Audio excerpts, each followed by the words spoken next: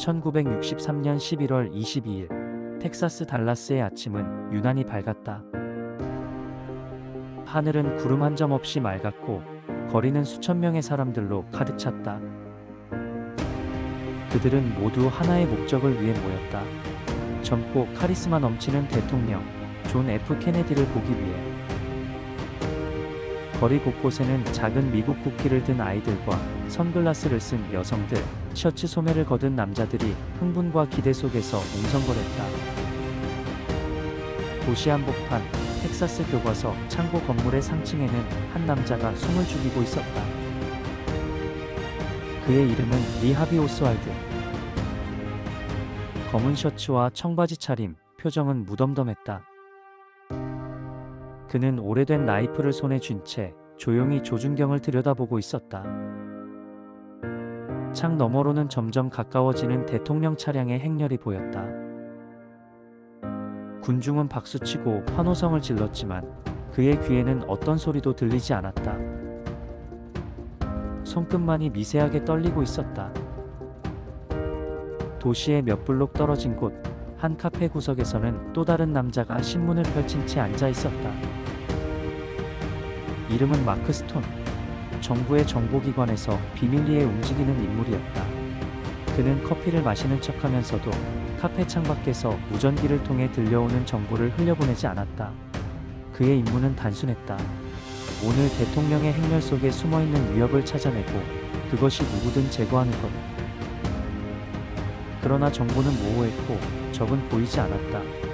단지 달라스라는 도시 위에 무언가 거대한 그림자가 드리워지고 있음을 본능적으로 감지할 뿐이었다. 시간은 점점 정오에 가까워졌고 대통령 차량은 데일리 플라자에 진입했다. 차량은 천천히 마치 그 순간을 영원히 늘리려는 듯 속도를 줄였다. 수많은 플래시와 환호, 손짓이 차량을 둘러싸고 있었다. 차창에선 대통령과 퍼스트레이디가 손을 흔들고 있었다. 그 누구도 이 행렬이 곧 끔찍한 비극으로 이어질 것임을 예감하지 못했다. 마크는 무전기에서 들려오는 짧은 보고에 몸을 일으켰다. 텍사스 교과서 창고 건물의 옥상 북서쪽 창문에서 이상 움직임 포착. 그는 지체 없이 카페를 나서며 주머니 속 권총의 위치를 확인했다. 그의 머릿속에는 한 가지 생각만 맴돌고 있었다. 누군가가 대통령을 노린다. 하지만 그것이 누구이며 무엇을 위해서인지는 여전히 불분명했다. 오스왈드는 조준경을 통해 대통령 차량을 응시했다. 조용한 표정 속에서도 미세한 땀이 이마를 타고 흘렀다. 그는 이미 몇 주 전부터 계획된 오늘을 위해 준비해왔지만 마지막 순간까지도 자신이 진짜로 무엇을 위해 이 자리에 서 있는지 확신하지 못했다.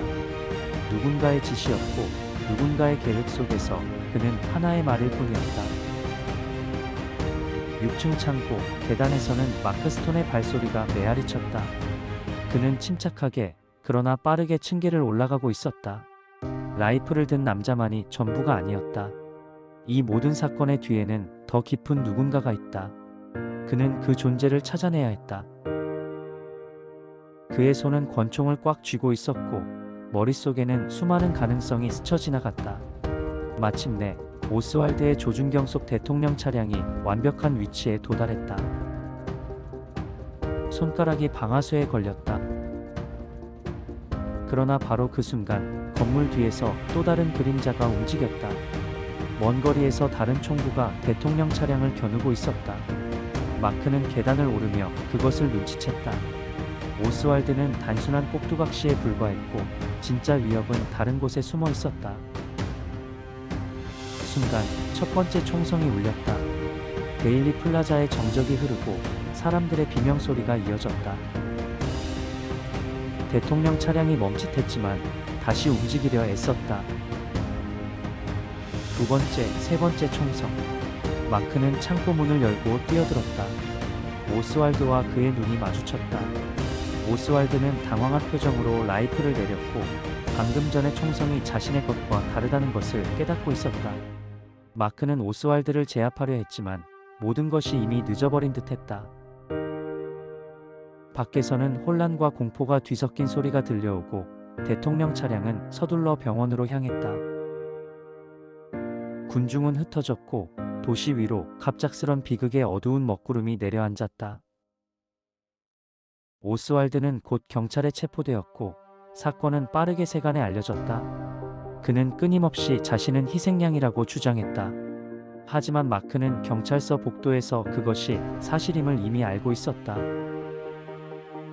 그의 임무는 끝났지만 진실은 영원히 어둠 속에 남겨졌다. 며칠 후 경찰서에서 오스왈드는 또 다른 총탄에 쓰러졌다. 한 나이트클럽 사장이 그를 향해 총을 쐈고 모든 퍼즐은 다시 흩어졌다.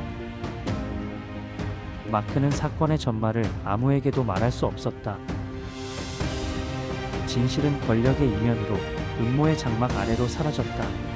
달라스의 하늘은 여전히 맑았지만 도시를 덮은 그림자는 결코 걷히지 않았다.